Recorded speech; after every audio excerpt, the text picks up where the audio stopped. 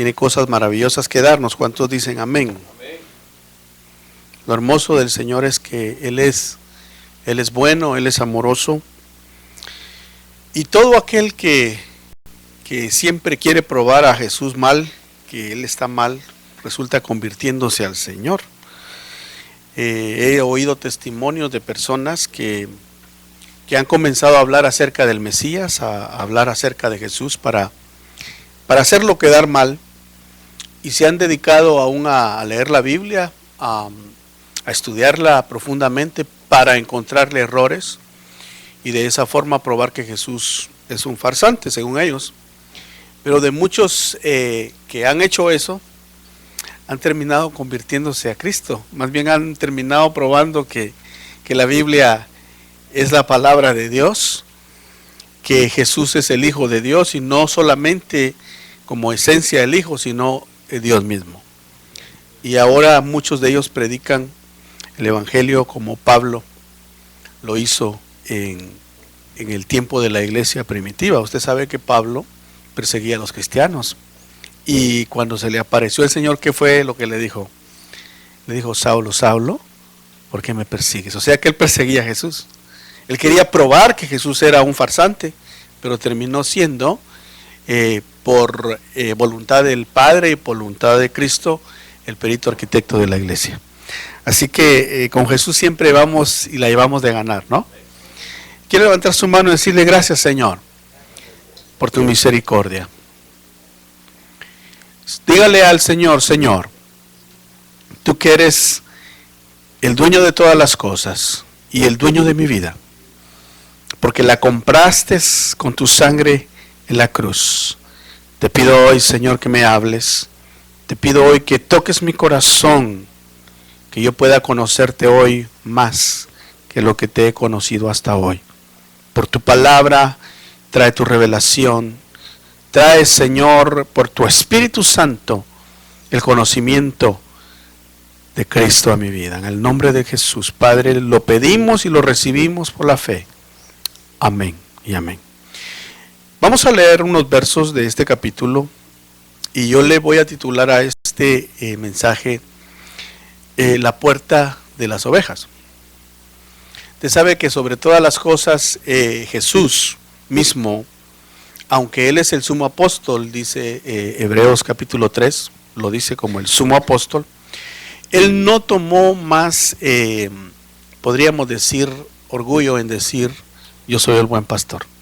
Yo creo que de todos los títulos que Cristo tiene, en el que Él tomó y eso hizo énfasis fue en decir: yo soy el buen pastor.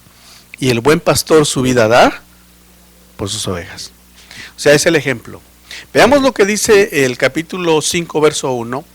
Después de estas cosas, había una fiesta de los judíos, y subió Jesús a Jerusalén. Y hay en Jerusalén, cerca de la puerta de las ovejas, un estanque llamado en hebreo Betesda, el cual tiene 5 pórticos. En estos yacían una multitud de enfermos, diga conmigo: enfermos, ciegos, cojos, paralíticos, que esperaban el movimiento del agua. Paremos ahí. Es muy interesante porque el Señor, cuando vino, dijo: yo no vine por los sanos, ¿verdad? Dijo: yo vine ¿por quién? Por los enfermos.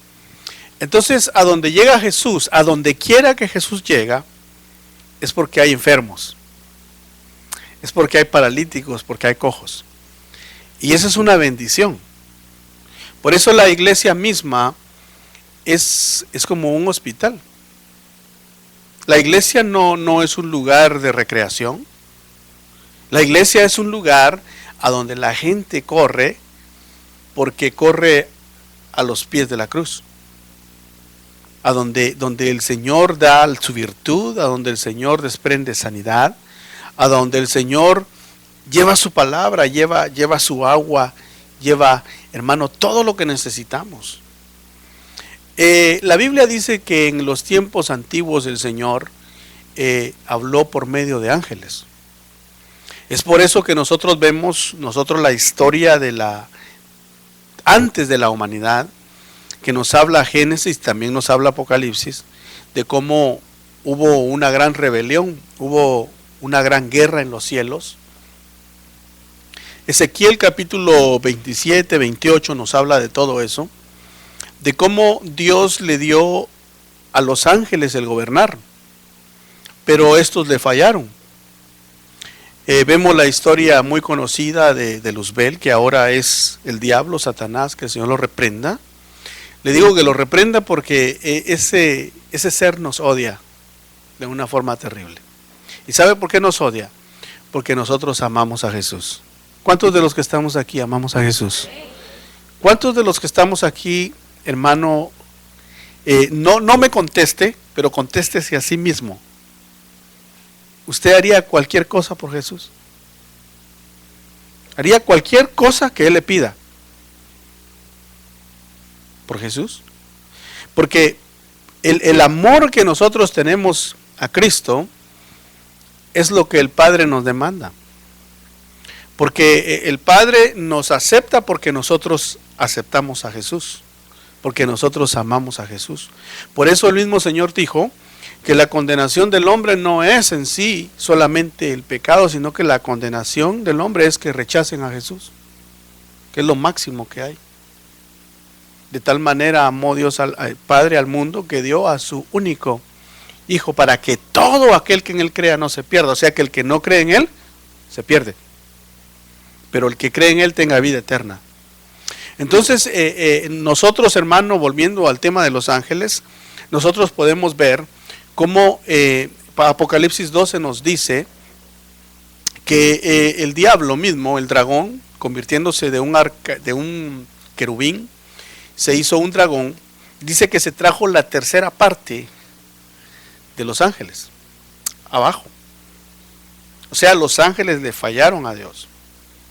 Por eso el Señor decidió en estos últimos tiempos hablarnos ya no por seres sublimes como son los santos ángeles, sino decidió hablarnos por medio del Hijo, por medio de Cristo, por medio del Mesías, el más grande de todos.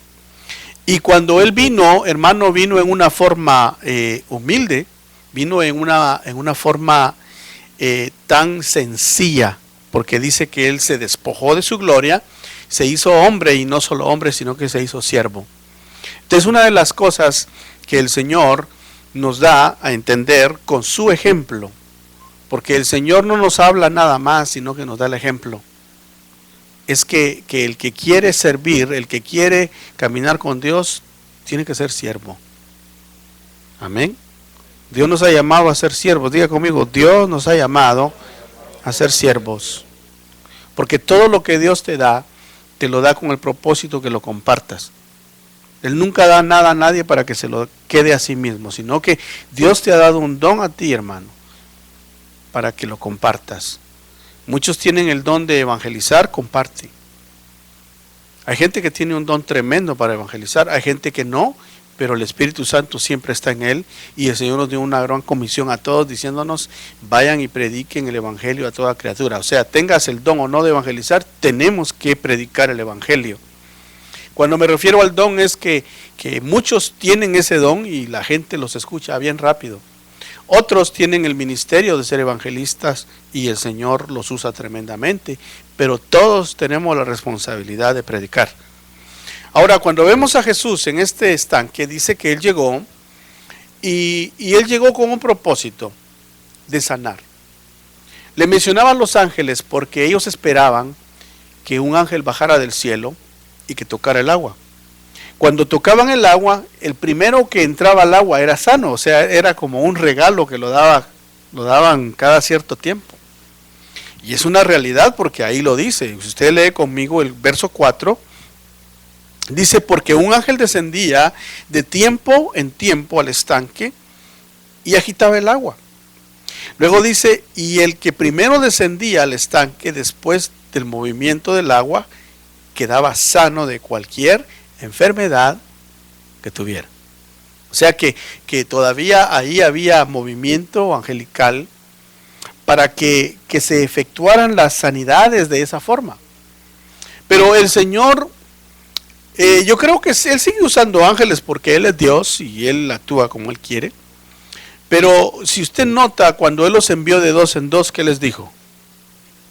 Pongan las manos sobre los enfermos y estos que se sanen. Y echen fuera, ¿qué también? Los demonios.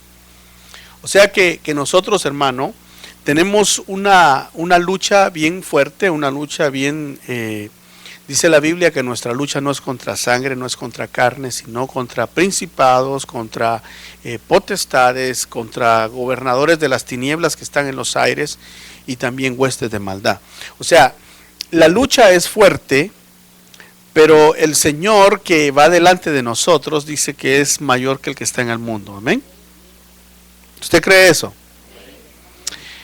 Mas sin embargo, ¿usted a veces no siente la lucha fuerte? ¿A veces no siente usted la oposición fuerte? Y la oposición, hermano, algunas veces se manifiesta en personas. Personas que lo conocen y personas que no lo conocen.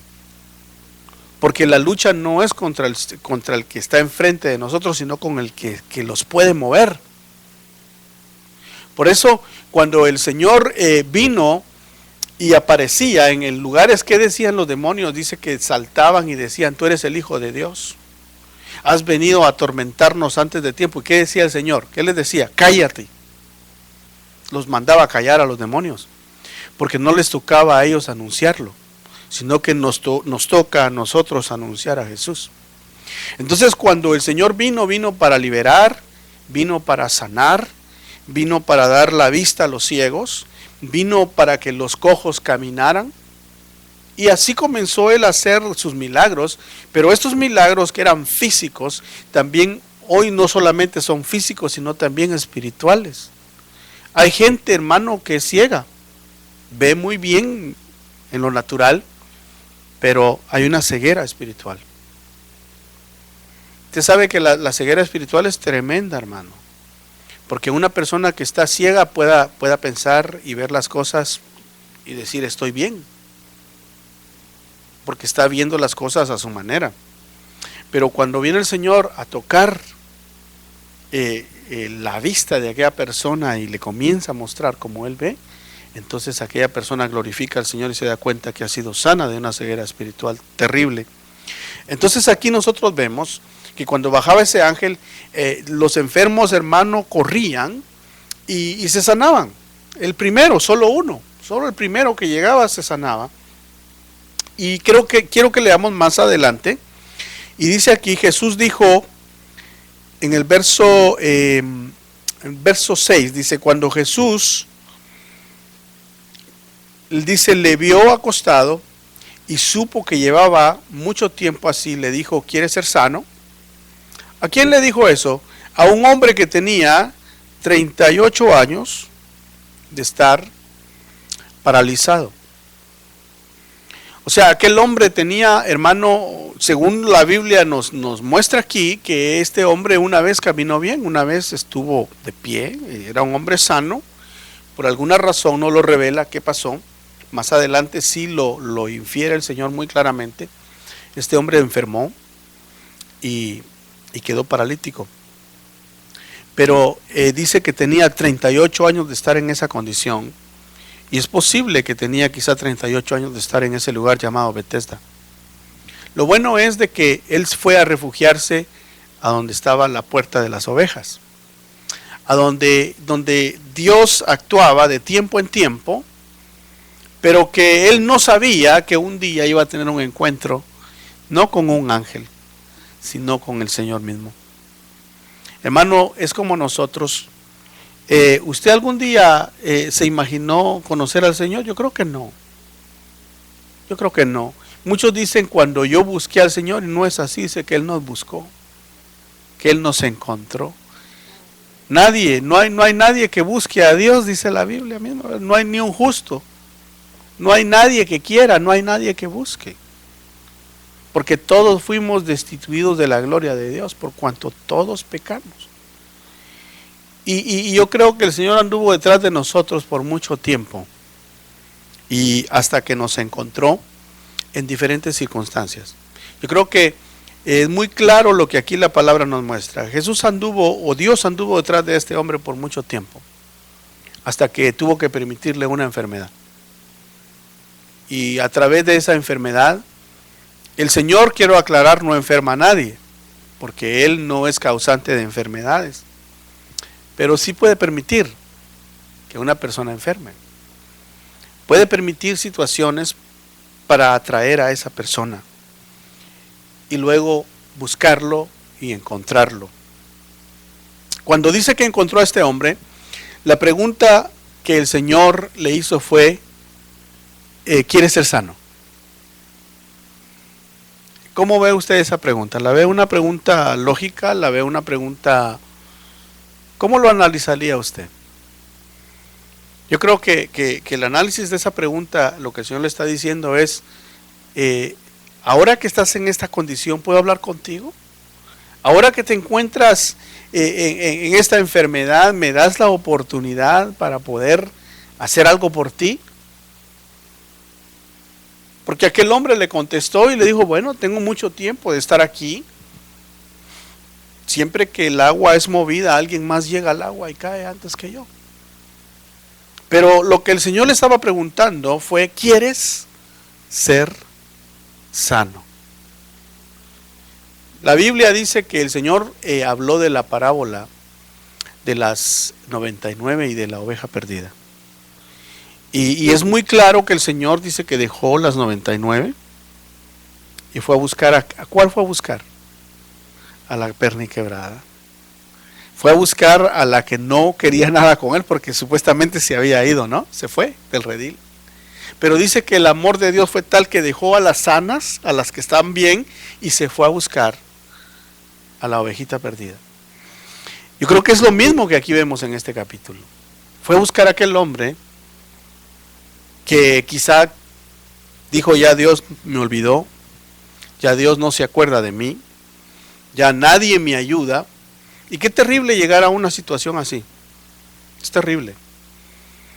Yo creo que nosotros como hijos de Dios, como ovejas que somos, no permitamos nunca llegar a una situación así. Amén. Es mejor ser ovejitas, pero de las que dice el Señor, mis ovejas, ¿qué dice? Oyen mi voz y me siguen. Pero hay ovejitas que oyen la voz, pero no lo siguen. La ovejita perdida fue una de esas. Él le hablaba a las 100, pero las 99 la oyeron y esa ovejita la oyó, pero dijo, no, yo voy a agarrar por otro lado. Y se fue. Y dice que la encontró como, la encontró perniquebrada, la encontró herida. Pero lo hermoso del Señor es que Él no reclama. El Señor nunca echa en cara. ¿Cuántos dicen amén? ¿O usted cree que el Señor echa en cara las cosas? El Señor, cuando viene a nosotros, viene para buscarnos, para restaurarnos, para levantarnos, para darnos una oportunidad más. Ese ejemplo está muy claro con el hijo pródigo. Cuando el Señor contó esta parábola, dice que aquel hombre tenía 2 hijos. Pero, ¿qué hizo el hijo menor? Yo creo que se debe haber aburrido, ¿verdad? Ya esta casa, aquí hay de todo. Yo lo que quiero es disfrutar mi vida. ¿Y qué le dijo al padre? Mira, dame mi herencia, herédame en vida. Yo me quiero ir, yo quiero ir a disfrutar. Y fíjese que yo me admiro, si usted analiza la parábola del Señor Jesús, nos está hablando de la oveja perdida. Nos está hablando de este ejemplo de este hombre que tenía 38 años de estar aquí tirado, porque no lo detuvo, el padre no lo detuvo, sino que dice que sacó la chequera o sacó la herencia y se la dio en cash y no lo detuvo. Yo creo que nosotros quizás sí hubiéramos actuado un poco distinto, ¿no? ¿Qué hubiera hecho? ¿Qué hace usted si usted tiene un hijo de unos 18, 19 años y le dice, dame toda la herencia, yo me voy? ¿Será que se la da? ¿Será que se la da? Pero este padre sí se la dio. Es lo admirable. No lo detuvo, sino que le dijo, toma tu herencia. Y dice que se fue. y hasta que se la acabó completamente toda. Ahora, ¿no será ese el mismo ejemplo que Dios hizo con nosotros? O cuando usted toma alguna decisión, el Señor lo detiene. ¿Cuántos dicen amén? Cuando usted toma una mala decisión, ¿cuántas veces Dios lo ha detenido? ¿Sí? Ha permitido quizá que el Espíritu Santo le hable, pero no lo detiene. El Señor no detiene a nadie, si nos ha dado libre albedrío. El Señor nos ha dado libre albedrío. ¿O detuvo el Señor a Adán? No lo detuvo. Ahora, Él siempre tiene el control. Eso sí, eso es indiscutible. Él tiene el control. Por eso le digo yo de que Dios siempre tiene un plan A, B, C y D y hasta la Z, no importa. Él siempre tiene un plan, pero Él no detiene a nadie. Con Adán tenía un plan, pero no lo detuvo a que él comiera del fruto prohibido, pero siempre tuvo misericordia. Ahora, cuando llegó con Adán, ¿le reclamó? ¿Qué dice usted? ¿Le reclamó? No, ¿verdad que no? Sino que le dijo a Adán, ¿dónde estás? ¿Dónde estás? ¿Dónde estás? Y cuando lo encontró tapándose, le dijo, ¿y quién te enseñó que estabas desnudo? Pues no le estaba echando en cara nada, le estaba preguntando. Y dice que lo sacó del huerto, pero no lo sacó desnudo, sino que lo sacó envuelto en pieles. ¿Qué nos denota eso? ¿Que les echó en cara? No.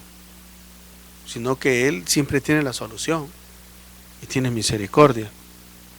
Cuando cuenta la parábola del hijo pródigo, ¿cómo dice que el padre salía todos los días a la puerta de su hacienda, me imagino, ¿verdad?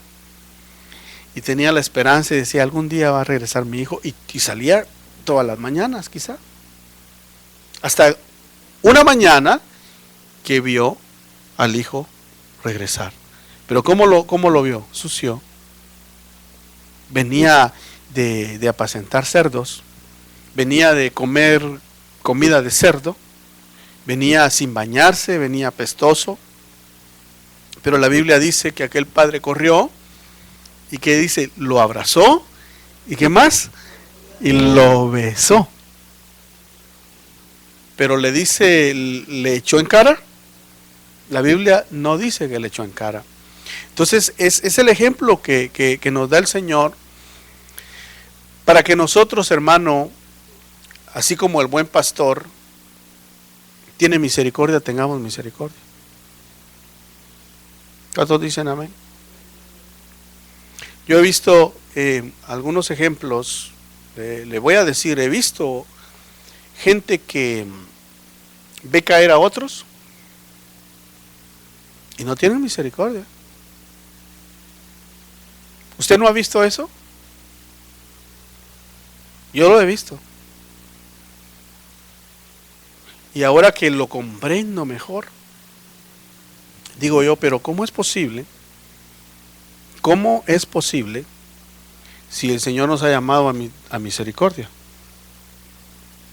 ¿Por qué razón cuando una persona en la iglesia, en el mundo cristiano, cae? La Biblia dice, el que cae para su Señor, cae. Y caerá 7 veces el justo, dice, y de ahí lo levantará el Señor. Pero ¿por qué razón los hombres, cuando digo los hombres me refiero a la humanidad, y me refiero en la iglesia, cuando alguien cae, más bien lo condenan? Y como dicen, del árbol caído todo el mundo quiere hacer leña. Tremendo, ¿verdad? Yo creo que cuando eso sucede es porque no se ha comprendido la misericordia del Señor. No se ha comprendido. No se ha entendido. Por eso el Señor nos llama a que nosotros, hermano, analicemos la palabra de Dios, le pidamos la revelación al Señor y actuemos como Él actúa. Él fue a buscar a quién, a aquel que estaba postrado por 38 años. Y quiero que lea conmigo. Y dice el verso 6, Cuando Jesús le vio acostado y supo que llevaba ya mucho tiempo así, le dijo: ¿quieres ser sano? Señor, le respondió el enfermo, no tengo quien me meta en el estanque cuando se agita el agua, y entre tanto que yo voy, otro desciende antes que yo. Jesús le dijo, el 8, levántate. ¿Qué le dijo el Señor? Levántate, toma tu lecho y anda. Y al instante aquel hombre fue sanado y tomó su lecho y anduvo, y era día ¿de qué? De reposo. Entonces, ¿cuándo es que el Señor da sus sanidades? En el día de reposo. En el día de reposo sana Él, y no me refiero literalmente el sábado, sino que el día de reposo Él lo conoce. El día de reposo, ¿sabe cuándo es, hermano? Cuando ya usted no puede hacer nada. Cuando ya probó todo. Cuando no le resultó nada. Y lo único que usted puede hacer y yo podemos hacer es descansar en las manos de Dios y de decirle: Señor, en tus manos estoy. Entonces Dios va a tener un momento para sanar, para levantar. Luego quiero que leamos, oiga la crítica de los que no comprenden al Señor. Entonces los judíos dijeron, estoy leyendo el verso 10, entonces los judíos dijeron a aquel que había sido sano, ese día de reposo, no te es lícito llevar tu lecho. Y él respondió, la respuesta de él es muy buena. El que me sanó, él mismo me dijo, toma tu lecho y anda. Entonces aquí vemos la contradicción del hombre y la orden de Dios. A él no le importó. Él sabía de que el día sábado él no tenía que cargar nada, porque eso decía la ley. Pero le dijo, pero a mí el que me sanó, me dijo que lo cargara y punto. Ahora, si a ustedes no les gusta, su problema. Yo era el que estaba enfermo. Y yo fui el que estuve 38 años tirado allá en aquel estanque y ninguno de ustedes me ayudó. Y ahora resulta que el que me levantó, me dio fuerza, me dice que vaya, y ustedes lo único que hacen es señalar y reclamar. Olvídense, les dijo, yo lo voy a hacer, yo voy a obedecer a aquel que me sanó. Y eso es lo que el Señor nos pide a nosotros, que lo obedezcamos a Él. Hermano, en esta tierra todo tiene un precio, ¿verdad? ¿Está de acuerdo conmigo? Todo tiene un precio. Hasta los que son millonarios pagan precio. Porque muchas veces quizá usted podrá decir, ay, tengo que ir a trabajar y cómo cuesta. Dice, yo he oído a un compañero que dice, la vida del pobre, dice. Solo así pasa, dicen, la vida del pobre. Hay que trabajar y trabajar. Y yo me pongo a pensar, pero también los millonarios pagan precio. Porque de tanto que tienen, están siempre preocupados de que se les puede perder sus millones de dólares, sus empresas. O sea, pagan el precio de no dormir tranquilos, pagan el precio, siempre hay un afán. Por eso tuvo razón Salomón cuando dijo, todo bajo el sol, dijo, es vanidad. Porque el que no tiene, porque no tiene. Y el que tiene, porque tiene. Es vanidad, dijo Salomón. Entonces, si en esta tierra las cosas son vanidad y el único que realmente te puede dar descanso es el Señor, sea que tengas o no tengas. ¿Cuántos dicen amén a eso? Abraham tenía mucho. Abraham era millonario ese hombre, pero tenía descanso en Dios, porque él no descansaba en sus millones, descansaba en el Señor. Ahora José, el descendiente de Abraham, estuvo en la cárcel, ¿verdad? Lo acusaron de muchas cosas, de acoso sexual y de muchas cosas, y fue a parar a la cárcel. Pero ahí prosperó, ¿o no? Dice que en la cárcel, el carcelero lo puso del jefe de la cárcel, porque descansaba en Dios. Entonces, estuviera pobre, o encarcelado, iba a prosperar porque tenía un descanso en Dios. O sea que ahí nos demuestra la palabra que no importa que si tienes, amén, dale gracias a Dios. Y si no tienes, no te preocupes porque ahí vas a prosperar a donde estés. Por eso la Biblia dice, serás bendito en el campo, serás bendito en la ciudad. No importa dónde vayas, ahí Dios te va a bendecir. ¿Cuántos dicen amén? Por eso tenía razón este hombre de decir, el que me sanó, me dijo, toma tu lecho y anda. Así que yo voy a obedecerlo a él. Entonces hermano, el Señor viene a la puerta de las ovejas para sanarnos. Alguien dijo algo muy que me llegó a mi corazón. Alguien dijo estas palabras: la cruz es el lugar de la sanidad. La cruz es el lugar, es la clínica de Dios. Cuando necesites algo, corre a la cruz.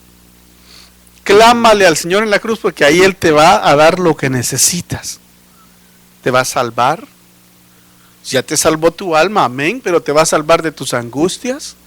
Te va a salvar de tus necesidades. Te va a salvar, hermano, de tus preocupaciones. Si necesitas sanidad, te va a dar sanidad del cuerpo, te va a dar sanidad del alma, porque la sanidad no solamente es del cuerpo, es del alma. Hay personas, usted sabe, que van al doctor. Yo he escuchado doctores que hablan de esto. No sé cómo le llaman a esas enfermedades, tal vez mi esposa me ayuda, pero hay gente que dice, me duele el brazo. Y van al doctor y les toman radiografía, les sacan sangre y todo. Y usted no tiene nada, le dice. Psicosomática, pero sí es verdad que les duele, no se están haciendo. El 80% dice. Fíjese. Entonces, si usted no va al doctor por esas cosas, porque Dios lo tiene sano, hermano. Fíjese que gracias a Dios, yo sí no padezco de enfermedades así.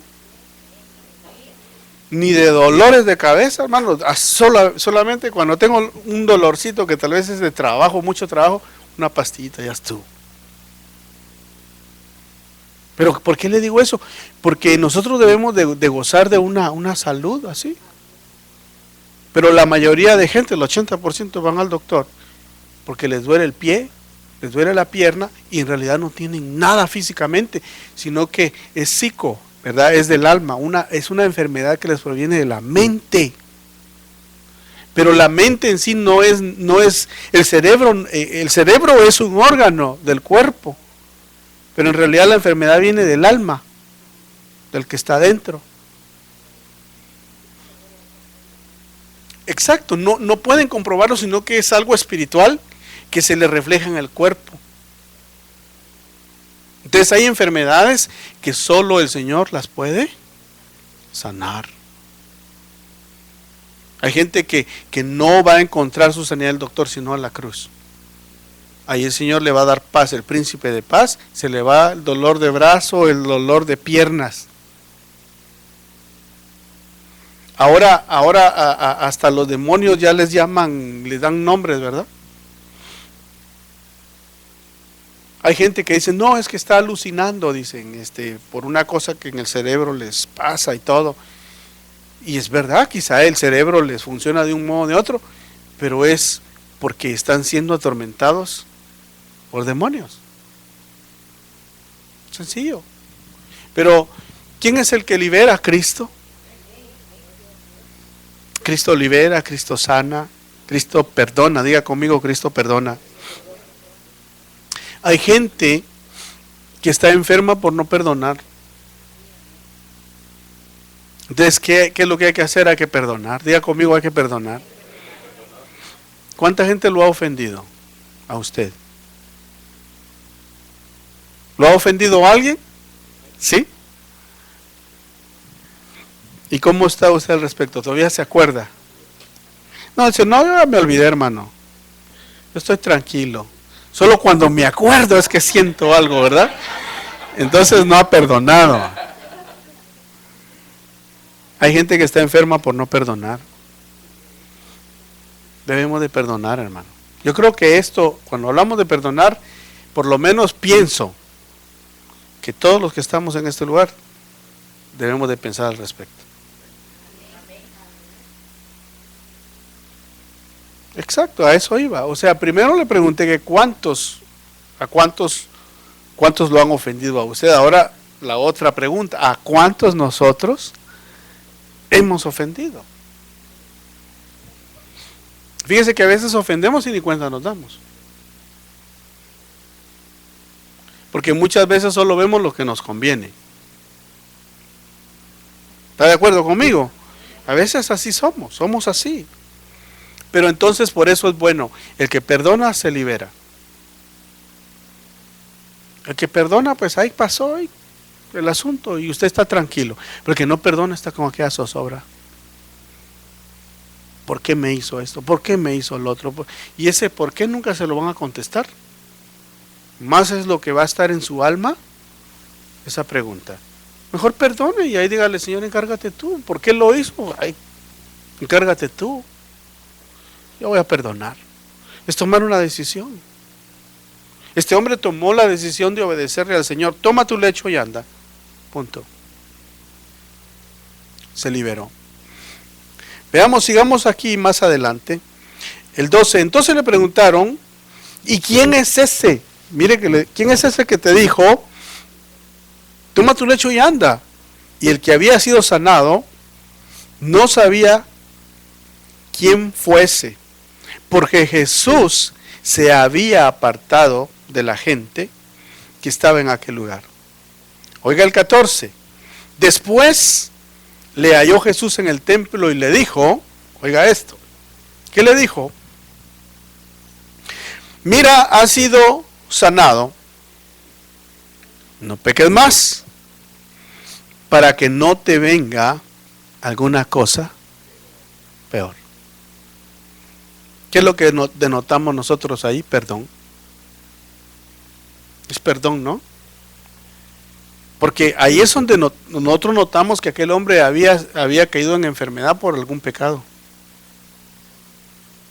Porque el Señor vino, no le sacó en cara nada, lo levantó, lo liberó, lo envió y luego lo buscó.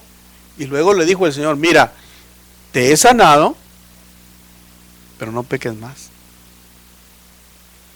Entonces el Señor no reclama, el Señor no echa en cara las cosas, pero sí pide algo, ¿verdad? No peques. ¿Qué le dijo a la mujer que la agarraron en adulterio? ¿Qué le dijo? ¿A dónde están los que te acusan? Ninguno, Señor. Ok, entonces vete y no sigas pecando. ¿Pero le echó en cara? No le echó en cara. Usted puede leer los evangelios enteros y va a ver que el Señor a ninguno le echó en cara nada, sino que les hizo bien, los perdonó y los envió de regreso a su casa. A Lázaro lo resucitó, le reclamó. ¿Usted cree que Lázaro se murió por gusto? Fíjese que no, Lázaro saber en qué andaba, hermano. Le digo a saber qué andaba porque no dice la Biblia, pero en algo andaba. Y no hubo otra solución para el Señor que permitir una enfermedad y que se muriera. Pero dice que cuando lo resucitó, dice que mandó a Pedro, infiero que es a Pedro, no dice la Biblia Pedro, pero le dijo a sus discípulos, vayan y desátenlo. O sea que lo que denota es que Lázaro tenía ataduras en el alma. Pero gracias a Dios por nuestro gran pastor, ¿verdad? Que ese nos reclama. Él es bueno. Él lo que quiere es liberarnos, sanarnos, que caminemos con Él, que le obedezcamos. Eso es lo que Él quiere. Por eso dice Él, yo soy el buen pastor. Pero también aprendamos nosotros de eso, hermano. Yo le voy a, como un paréntesis, le voy a decir, usted sea misericordioso con los demás. Sea misericordioso. Hágale bien, haga bien. La Biblia dice, no te canses de hacer el bien. ¿Sabe por qué? Porque algún día le puede tocar a usted estar en otro lado. ¿Cuántos dicen amén a eso? La Biblia lo dice. La Biblia dice, si encuentras a un hermano pecando, dice, levántalo.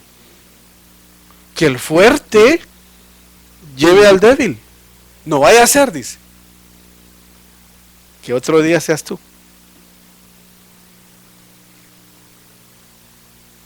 Claro, el Señor nos da el ejemplo.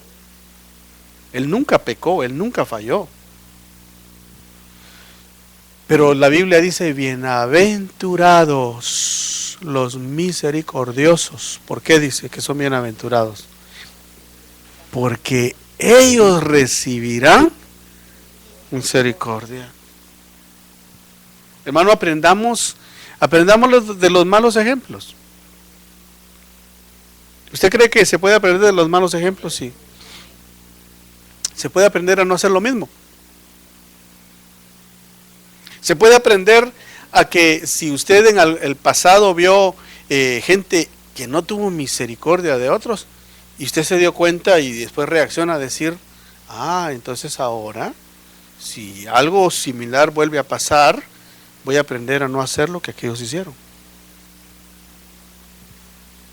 Sí, mi hermano. La Biblia nos llama a seguir nuestro máximo ejemplo. Nuestro máximo ejemplo no es Pablo. Pablo dijo, hermanos, imítenme a mí en lo que yo imito a Cristo. ¿Qué les está diciendo? Van a ver cosas de mí, yo tengo pies de barros, hermano. Van a ver cosas que yo voy a hacer que no están correctas, no las hagan ustedes. Le doy un ejemplo de lo de Pablo, que él lo reconoce después, que cuando salieron con Juan Marco, Pablo en ese momento no tuvo misericordia de Juan Marco. ¿Cuántos saben quién es Juan Marco? Levanten la mano, ¿quiénes saben? Era el sobrino ¿de quién? De Bernabé.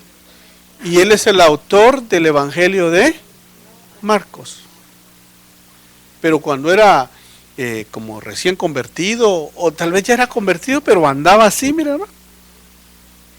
Salió en un viajecito con Pablo y con su tío Bernabé, y a medio camino dijo, esto está serio, se les fue. No resistió, no aguantó, se regresó. Yo me imagino que Pablo se levantó en la mañana, Juan Marco, y no se sabía nada de él. Hasta que regresaron del viaje, y Juan Marco, qué ratos que regresó. Como no habían celulares, no había nada de eso, se les escapó, y eso lo enojó a Pablo. Lo enojó a tal punto que al siguiente viaje, cuando su tío Bernabé se lo quiso llevar al muchacho, le dijo Pablo, no, con eso no voy a ningún lado. ¿Y qué pasó? Llegó a tal punto el enojo de Pablo que hasta se separó con Bernabé. Porque Bernabé dijo, no, ese muchacho es mi sobrino, y no solo es mi sobrino, sino que es un buen elemento, es un siervo de Dios, lo que pasa es de que hay que tenerle paciencia. No, dijo Pablo, ay, mira tú cómo sales con él, yo no. Yo me llevo a Silas, a este. Silas es un hombre de calidad de Dios, y lo era así. Pero más adelante, ¿qué pasó? Si no hubiera habido un Bernabé que siguió el ejemplo de Cristo, no tuviéramos el Evangelio de Marcos. O sea que si se hubiera seguido lo que Pablo dijo, no tuviéramos un Evangelio. Entonces, por eso Pablo dijo, imítenme a mí en lo que yo imito a Cristo. Por eso, hermanos, los hombres son falibles, pero lo único que es infalible y nuestro máximo ejemplo de todo es el Señor Jesús. Jesús. Por eso están los 4 evangelios, para que leamos los 4 evangelios y de ahí nos fijemos cómo actuaba Él. Nos fijemos cómo actuaba Él. Seamos misericordiosos. Por eso Él llegó a donde estaba la puerta de las ovejas. porque Él tiene misericordia. Y lo lindo del Señor Jesús es que como Él todo lo conoce, ¿cómo le tiene paciencia a los ministros también? ¿Usted sabe que el Señor Jesús tiene una gran paciencia a sus ministros? ¿Le tuvo paciencia a Pablo o no? Sí le tuvo paciencia. Porque más adelante dice la Biblia que Pablo, estando encarcelado, le dijo a sus ayudantes: ahora tráiganme a Juan Marco. Porque ahora ese muchacho sí me sirve, dijo. O sea, reconoció su falta, ¿no? ¿Cuánto tiempo pasaría? Quizá 15 años.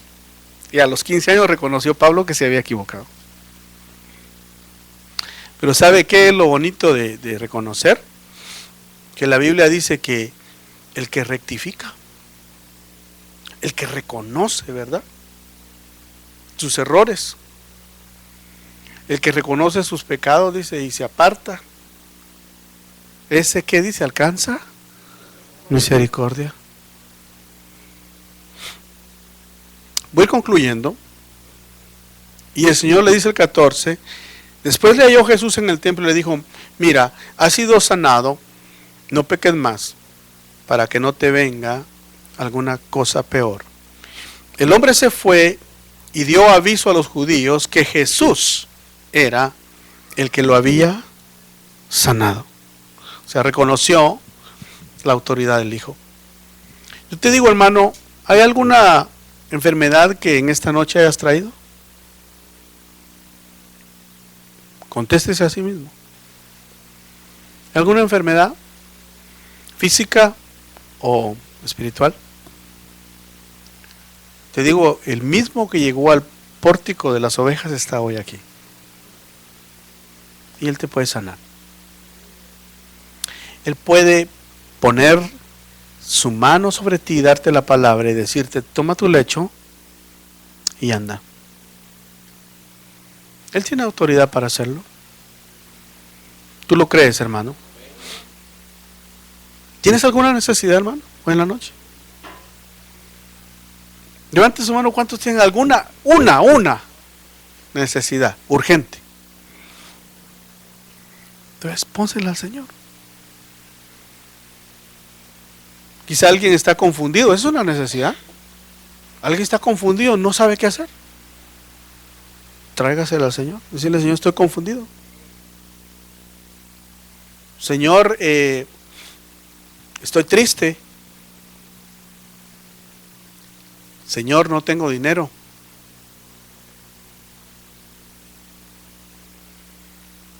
¿Habrá alguien aquí así hoy en la noche? El Señor dice: yo soy el dueño del oro y de la plata. Vamos a orar.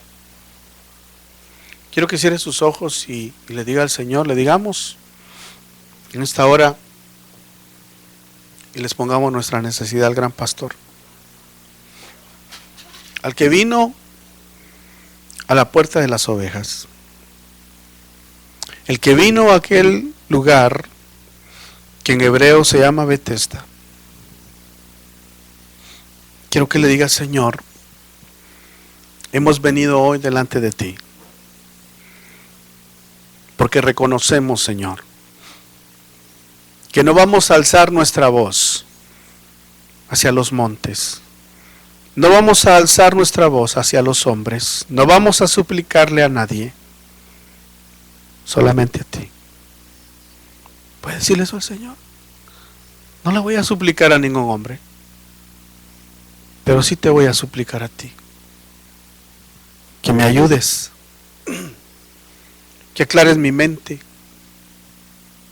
que traigas solución a mi problema, a mi enfermedad. Señor, reconocemos que hemos venido delante hoy de la majestad de tu gloria, sabiendo que tú me vas a ayudar. Dile con fe que tú me vas a ayudar, que tú me vas a sacar de esta situación en la que me encuentro. No importa cuál sea esa situación, hermano, dile: tú me vas a sacar de esta situación. Pongo mi fe, pongo mi confianza en ti. Señor, yo sé que la fe en ti mueve montañas. Que el creerte a ti representa mi descanso. Que poner mis necesidades delante de ti representa que tú vas a obrar a favor mío. No sé cómo, no sé cuándo, pero sí sé que lo vas a hacer en tu tiempo, en tu perfecto tiempo. Señor, dile, yo estoy enfermo. Si estás enfermo, dile, estoy enfermo, y dile tu enfermedad. Hay gente que padece de insomnio, no puede dormir. Están enfermos. Pero el Señor en esta hora te quiere sanar, te quiere liberar del insomnio. Hay gente que está preocupada. El Señor te dice, venid a mí los que estáis cargados de preocupación, yo te haré descansar. Hay gente que tiene enfermedades del alma que se reflejan en su cuerpo. Hoy el Señor quiere traerte sanidad. En el nombre de Jesús. En el nombre de Jesús, levanta tus manos y dile, Señor, he venido a tu presencia, porque aquí hay